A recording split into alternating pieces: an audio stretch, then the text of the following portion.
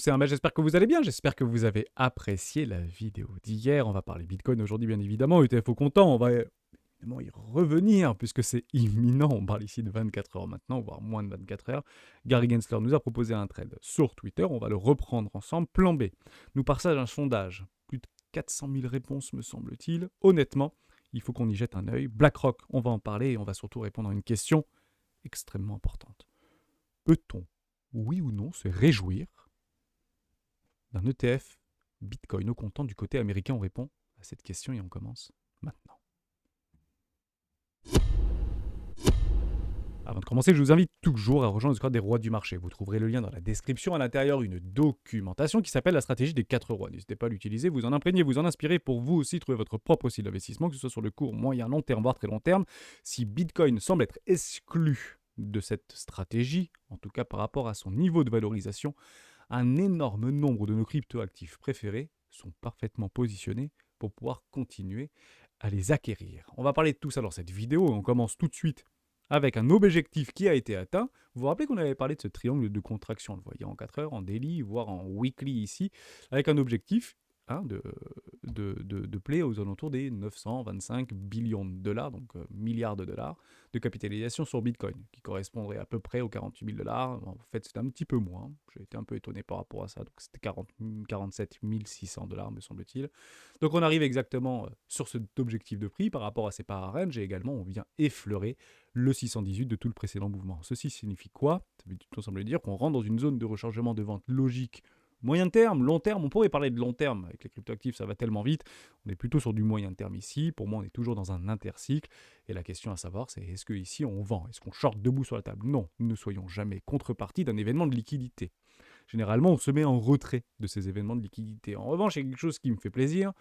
Je me suis dit, en cas d'approbation, puisqu'il y a 90%, 93, 97% de chances que ce soit accepté, en tout cas, c'est clairement ce que le consensus au niveau de la smart money nous semblait nous partager, c'est étonnant qu'on ne soit pas à 48 000 dollars ou à 47 000 dollars ou à 50 000 dollars. Bon, bah, visiblement, on s'y dirige très peu avant ou quelques heures avant, j'ai envie de dire maintenant quelques heures, les approbations des ETF Bitcoin. Dès lors, on peut vraiment partir maintenant du principe, en tout cas, je m'inscris dans cette logique, et c'est encore une fois une réflexion très personnelle, que nous avons quasiment à 100% pricé cette échéance, cette validité, cette validation au niveau des ETF au comptant Bitcoin. Et je pense encore une fois que ce ne sera pas différent, bien qu'il y aura très probablement beaucoup de volatilité entre l'ensemble des portefeuilles de smart money, des équilibrages, des approvisionnements dans des ETF X ou Y en fonction des frais, etc. Donc beaucoup de volatilité à s'attendre. Je pense qu'on va rentrer dans un magnifique événement de liquidité pour pouvoir massivement prendre des profits pour celles et ceux qui sont positionnés depuis maintenant plusieurs mois, peut-être années, sur ce Bitcoin. Je parle ici plutôt des institutionnels plutôt que des retail. Pourquoi? Parce qu'on parle ici, notamment sur CS ou SC, je crois, je ne sais plus ce que c'est SC, voilà, donc c'est Standard Chartered Trade, par rapport à une anticipation de flux et de liquidité qui devrait entrer sur ce marché. Il parle ici entre 50 et 100 milliards de dollars d'argent frais qui devraient être injectés sur les crypto-monnaies, et notamment sur Bitcoin, dans les prochaines semaines. Je vous résume à peu près ce que ça donnerait entre 50 milliards et 100 milliards d'argent frais qui devraient se déverser dans les prochaines semaines sur Bitcoin. C'est pas compliqué, on a des ratios de 6-7 par rapport à la market cap vis-à-vis des euros et dollars qui seront injectés d'un point de vue physique, si vous voulez, sur ce marché. C'est grosso modo entre 600 et 700 milliards de market cap supplémentaires sur Bitcoin. Bon, je vous le résume, ça ferait un Bitcoin à peu près à 75 000, 80 000 dollars, si vous voulez. S'il n'y a pas de contrepartie vendeuse en face, évidemment, ça veut dire que si on injecte réellement plus 50 ou plus 100 milliards de dollars, et qu'en face, il n'y a pas vraiment de vendeurs, ou une toute petite, infime minorité de vendeurs. Ce qui, vous comprenez bien, n'est pas forcément très logique et rationnel. Mais c'est clairement à ce qu'on pourrait s'attendre. Si on ajoute 100 milliards de dollars de cash, d'argent frais, grosso modo, c'est le double au niveau de Bitcoin, et Bitcoin fait quasiment x2. On a aussi des informations qui sont extrêmement intéressantes du côté de BlackRock. Il l'a annoncé, grosso modo, ce serait à peu près 2 milliards de dollars d'argent frais qui seraient injectés dans Bitcoin les premiers jours au niveau de la validation de son ETF et la disponibilité de son ETF au comptant sur les différentes bourses et notamment du côté de Wall Street. Là, c'était la deuxième chose. Et il y a une troisième chose, ça, c'est plutôt par rapport à un sondage qui a été réalisé par Plan B. Je trouve ça plutôt intéressant. Grosso modo, 60-40, 60% des gens pensent sur ce sondage, donc qui suivent Plan B, que ça va dump après l'annonce et la validation et la disponibilité des ETF. 40% pensent que ça va pumper. Dès lors, on peut partir du principe d'un point de vue psychologique de se mettre contrepartie de la majorité. En somme, on va plutôt acheter ce marché. Mais il faut se poser la question, est-ce que réellement ce marché, ou techniquement parlant, c'est propice à l'achat? On avait déjà fait des swings, c'était en mars 2023, on se rappelle comme si c'était hier, parce qu'on a eu la possibilité de rentrer à levier d'achat aux alentours des 20 000 dollars. Et c'était très intéressant, puisqu'en fait, le risque-récompense suite aux arrachements haussiers était plutôt propice dans une zone de rechargement d'achat très court terme pour essayer en fait d'aller contre le sentiment. Il faut bien comprendre que ici, quand vous voyez ces bougies vertes complètement folles, c'était la majorité était plutôt bear ici, voire une très grosse majorité. On parlait ici malheureusement de la faillite ou de la liquidation de Silvergate Bank, la fameuse banque des cryptos, et potentiellement une crise bancaire qui a été complètement stoppée par l'ensemble des institutions américaines, notamment le Trésor américain et la Fed. Bon. Là, ça devient intéressant d'éventuellement essayer de se positionner pour avoir un risk management très performant. Et on a pris des positions, en tout cas moi personnellement, je suis sorti de trade sur le premier arrêt de tout précédent, parce que tant que celui-ci tient, le plus probable, qu'est-ce que c'est de faire un nouveau plus bas. Si celui-ci, alors si celui-ci casse, donc on casse les résistances du premier arrêt, l'objectif c'est d'aller faire un tour dans une zone de rechargement de vente logique aux alentours des 618, 786. Nous y sommes. Donc comprenez-le comme suit. Si vous avez loupé le premier train, là où c'était vraiment le plus intéressant en termes de performance. Si potentiellement vous avez loupé le deuxième train, voire le breakout au niveau des 25 000 dollars ou des 32 000 dollars, pardon, voire le play des premiers arrêts sur les 25 000 dollars. Bon, qui rentre ici maintenant? Plus personne ne rentre en réalité. Tout le monde est positionné, et ceux qui voulaient se positionner se sont positionnés. Maintenant, on essaie juste de se poser la question, à quel moment je vais pouvoir en fait liquider mes positions, sortir de mes positions. Et posez-vous cette question-là. Vous n'avez pas 10 000 balles, vous n'avez pas 100 000 balles, vous n'avez pas 1 million ou 10 millions de dollars à sortir. Vous avez potentiellement 50 milliards à sortir. Vous faites comment? Eh bien, vous attendez des événements puissants de liquidité, comme ce qui va probablement se passer d'ici quelques heures. Donc, beaucoup de volatilité, pas forcément directionnelle. On attendra donc des confirmations, des réintégrations potentiellement, des accélérations éventuellement, mais on attendra bien sûr des clôtures de bougies. Et ce sont les clôtures de bougies qui nous donnent la technique et potentiellement la possibilité de se positionner rationnellement en fonction de nos confirmations. Je vais aller juste un tout petit peu plus loin par rapport à cette représentativité vis-à-vis de la market cap. Si on se pose la question, est-ce que oui ou non, ce marché est porteur? Est-ce que ce marché est intéressant? Est-ce que ce marché permet de faire du leverage? Est-ce que ce marché a un avenir? Bon, je pense que si on est là aujourd'hui, la réponse est oui. Mais vous allez comprendre qu'à la fin, ce ne sera pas forcément une forme de réjouissance, ce qu'on va éventuellement essayer d'exposer ici. Si vous prenez la market cap du S&P 500, aujourd'hui S&P 500, c'est 35 000 milliards de dollars de valorisation. Si vous prenez l'intégralité des boîtes du S&P 500, c'est 35 000 milliards de valorisation. Hier, S&P 500 a pumpé de 1,40%. Est-ce que vous savez ce que ça représente en termes de capitalisation? 500 milliards de dollars. Bon, c'est quasiment la market cap totale de Bitcoin en termes de capitalisation. Donc quand vous prenez 1,4% sur S&P 500, c'est 500 milliards de dollars qui sont injectés en termes de capitalisation, donc c'est probablement des ratios de divisé par 7, divisé par 6, mais qui sont injectés directement sur ce marché-là.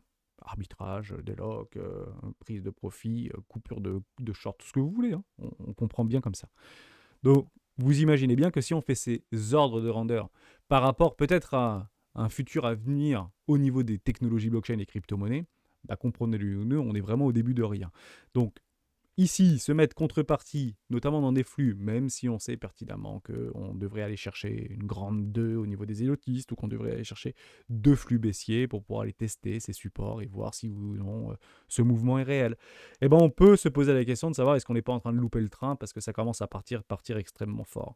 Et bien, au moment où en fait on aura la certitude qu'on a loupé le train, en somme, quand on sera des vendeurs et on passe acheteur, généralement quand vous faites liquider des shorts, vous passez automatiquement acheteur d'un point de vue psychologique, puisque vous aviez finalement eu tort, c'est généralement le pire moment. Tant que tout le monde, ou en tout cas une très grande majorité, ne soit pas en souffrance si on est contre tendance, voire extrêmement optimiste et certain si on est dans les flux dans la tendance, à ce moment-là, les tops ne se positionneront très probablement pas.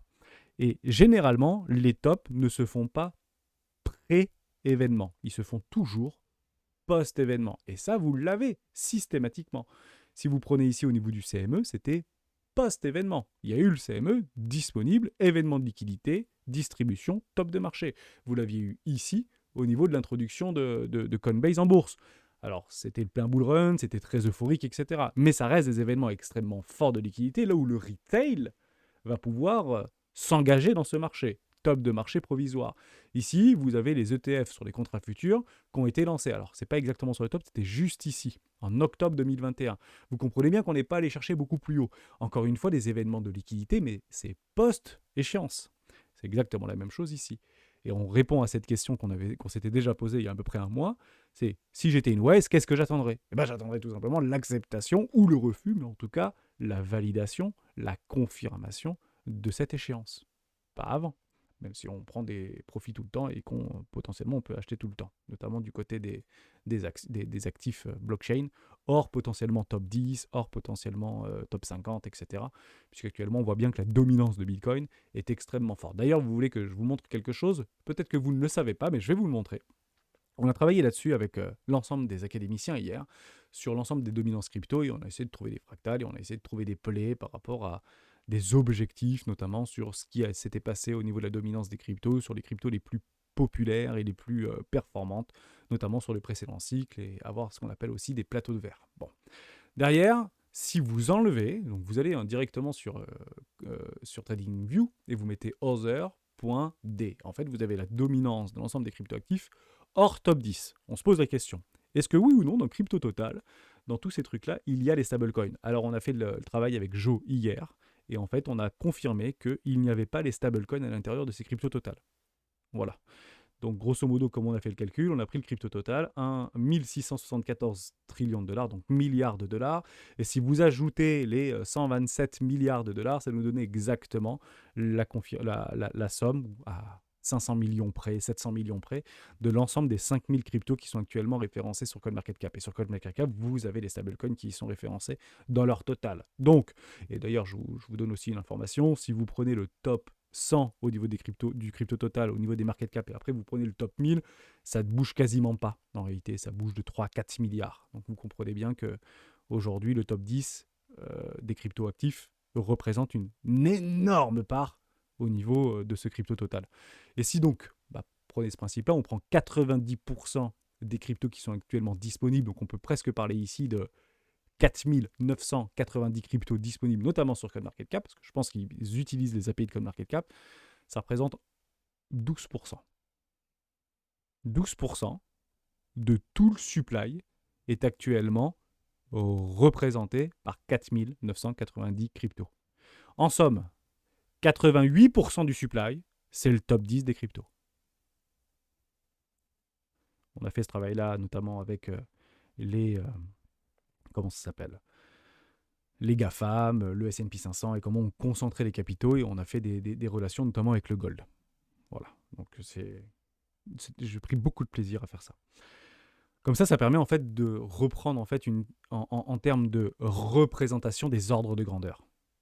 En somme, si aujourd'hui je suis plutôt intéressé par la crypto et je suis plutôt intéressé par cette technologie-là, honnêtement, je ne regarde pas vraiment Bitcoin. Je regarde plutôt beaucoup de cryptoactifs qui potentiellement pourraient surperformer de façon extrêmement explosive Bitcoin et notamment Ethereum. On fait quelques petites news et après j'irai sur la conclusion de cette vidéo et j'espère que je vous aurai aidé. On commence juste ici. Bitcoin, les baleines continuent d'accumuler malgré la baisse. Et en effet, les baleines continuent à accumuler malgré la baisse. On avait, je crois, ces informations-là, notamment au niveau de l'order flow. Aucun problème avec ça. Est-ce que les open interest sont soutenus et sont maintenus ? Absolument. On voit qu'on reprend en fait actuellement des liquidités dans les open interest au niveau des leviers. Donc on voit l'open interest qui s'ouvre, c'est pas compliqué. C'est autant de vendeurs à découvert que d'acheteurs. Ici, on retrouve en fait des fundings légèrement positifs, mais honnêtement, c'est pas complètement délirant. Si on part en plein bull run, ça sera sera beaucoup plus important que ça. Soyez complètement convaincus par rapport à ça. Mais partez du principe que généralement, sur des événements de liquidité, ça va taper dans les deux côtés. Est-ce qu'on peut partir du principe qu'on est d'abord tapé au sud par rapport à cet énorme pic de liquidité? Personnellement, je pense pas. Et moi, j'achèterai les creux. Je pense encore une fois qu'on pourra acheter du Bitcoin moins cher que 40 000 $ dans les prochaines semaines. Encore une fois, c'est très personnel. Il ne faut pas forcément le jouer ou tout vendre pour acheter en dessous des 40 000 $. Je suis exposé sur les cryptoactifs et j'ai 30% de cash. Mais ces 30% de cash seront réalloués si on vient me chercher, si le marché vient à moi. On voit que les top traders décident de rentrer dans la course. Ça, c'est plutôt aussi intéressant de l'observer puisque ça fait longtemps qu'ils étaient plutôt en retrait. Donc, ok, partez du principe qu'avec le trade de Gary Gensler, on est quasiment sûr maintenant 99,9% de chances que ce soit complètement validé. Vous l'avez ici d'ailleurs, le trade, je ne sais plus où est-ce qu'il est, le trade de... Voilà, non, je ne sais plus où est-ce qu'il est. Je ne sais plus où est-ce que je l'ai mis le trade, mais grosso modo, il nous alertait sur les risques et les dangers, sur les scams, etc. des cryptoactifs, et c'était hier dans l'après-midi. Donc partez du principe que ça devrait être OK. Quelque chose aussi d'extrêmement important, c'est au niveau des fees. Et je vous avais dit, est-ce que c'est vraiment pertinent en tant que whales, en tant que smart money, d'aller mettre de l'argent dans les ETF au comptant Bitcoin, bien qu'on observe et on constate la performance depuis le début de l'année 2023, même si on est en 2021, c'est quand même 170% d'augmentation, c'est complètement dingue, plus maintenant, par rapport aux fees. Et on avait en fait la seule corrélation qu'on pouvait avoir, ou en tout cas la seule représentation de ces frais qu'on pouvait avoir au niveau d'un trust, c'était Grayscale. Et Grayscale était à 2%, ce qui est très drôle et ce qui surprend beaucoup de monde, c'est que Grayscale va décider de passer en fait son trust à 1,5%. Dès lors, il faut comprendre quelque chose. C'est juste mécanique. Et il faut comprendre que cette mécanique de flux existe. Actuellement, Grayscale, c'est 530 000 bitcoins détenus. Comprenez-le comme suit. Si aujourd'hui, vous avez la possibilité d'aller chez BlackRock, alors actuellement, vous ne l'avez pas. Probablement demain, vous l'aurez. Vous avez la possibilité d'aller chez BlackRock. BlackRock qui propose un ETF à 20% pendant 12 mois, puis 30%. Grosso modo, ils font même des, non, ils font même des promos. Même Bitwiz, par exemple, c'est 0% pendant 6 mois ou un truc comme ça. Et après, c'est 24%. 0,24%. Bon, vous comprenez bien que c'est beaucoup moins que 2% ou que c'est beaucoup moins que 1,5%. Dès lors, vous allez décrocher des actions. Le trust de Grayscale devra imputer cette sortie de capitaux qui ne va pas se faire du jour au lendemain, puisque vous avez en fait, à mon avis, ils vont faire des frais complètement délirants et des blocages et des arbitrages, il y aura des procès, vous allez voir, ça va être magnifique. Mais grosso modo, il y a pour le moment des flux de Grayscale qui vont sortir, donc de la vente au niveau de Grayscale, qui va après s'allouer directement dans Beacon's Trust ou dans les autres trusts où ils seront beaucoup moins chers. Ça, c'était quelque chose d'important pour moi, puisque ça permet en fait d'alimenter plutôt ici un billet boule, puisque à comparer de façon extrêmement limpide et extrêmement précise, les ETF Gold, parce que si on part du principe que Bitcoin aujourd'hui, on est à peu près d'accord pour dire que c'est une réserve de valeur, le fait de s'exposer à sa performance ou à son statut, on peut en fait aller regarder du côté du gold par exemple ou des métaux précieux. Et ce qui est très drôle, c'est que c'est très, très similaire à ce que proposent en fait les ETF Gold. Vous en avez 4 les plus gros, Vous avez ça sur Finari, par exemple. Vous avez InShare Physical, ETF Physical Switch Gold, etc. C'est 0,25, 0,25, 0,40 et 0,15 de frais. 0,40, c'est celui qui a le plus de tonnes d'or actuellement en dépôt. Donc, c'est le plus gros SPDR. Gold Shares, c'est le plus gros aujourd'hui ETF au niveau du gold. Donc, vous comprenez bien qu'on arrive à se caler, à se calquer sur ce que proposent aujourd'hui les commodities vis-à-vis de ces fees. Donc ça, c'est un point extrêmement positif. En somme, on déloque toutes les barrières à l'entrée pour une envie d'aller se positionner sur ou spéculer sur ces actifs-là. Comprenez-le aussi, je ne sais pas si je vous l'ai dit, mais si vous étiez une énorme whales, vous avez déjà accumulé en fait sur les 15 000, 20 000, 25 000 $, voire beaucoup plus haut et depuis beaucoup plus longtemps, vous attendez ces événements de liquidité post, encore une fois, échéance. C'est extrêmement important. Puisque vous n'avez pas 1 million, vous n'avez pas 50 millions, vous n'avez pas 100 millions à sortir, vous avez peut-être 10 milliards, peut-être 20 milliards, peut-être 30 milliards à sortir. Et l'objectif, c'est de le sortir avec le prix le plus élevé possible. La question à se poser, c'est quel sera le dernier à vouloir sortir ces 30 milliards. Et puis généralement, c'est là où il y a beaucoup de liquidité et beaucoup de volatilité. C'est quand même extrêmement positif. Maintenant, si on le corrèle directement à l'événement vis-à-vis du gold, ça on peut y revenir ensemble, et je finirai là-dessus cette vidéo.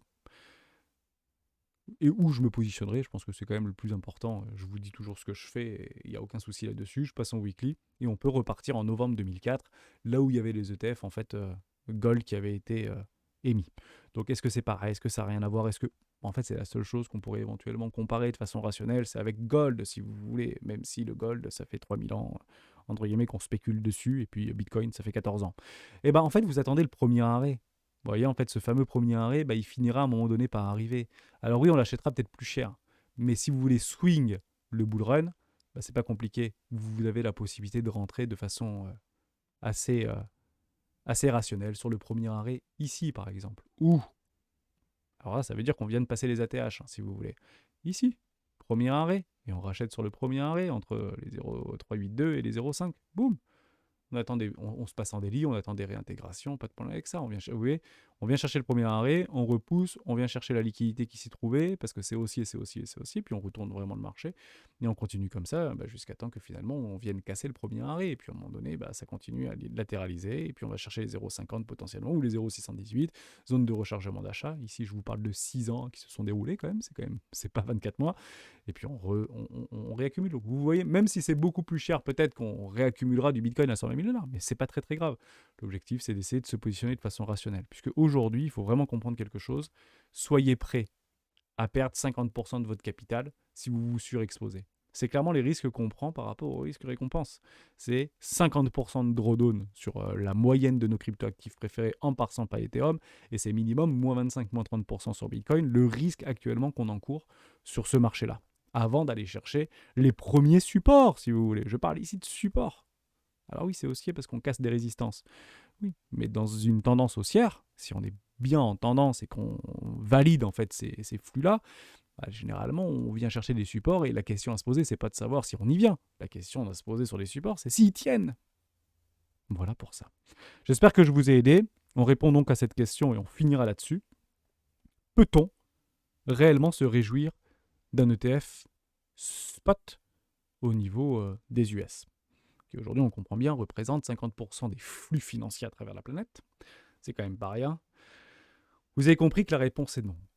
Et je pense que si vous voulez répondre de façon logique à ces événements et à ce qui est en train de se passer, mettez-vous dans la peau d'un Wales, mettez-vous dans la peau d'un retail qui s'intéresse maintenant via des communications et du marketing. Et si vous êtes un temps soit peu dans le twittosphère et que vous marquez avis Bitcoin, vous en avez quand même des vertes et des pas mûres. C'est quand même assez fou les flux d'informations qu'il y a actuellement sur ces ETF et notamment sur Bitcoin, même si l'intérêt et les recherches directes de Google sont relativement faibles encore.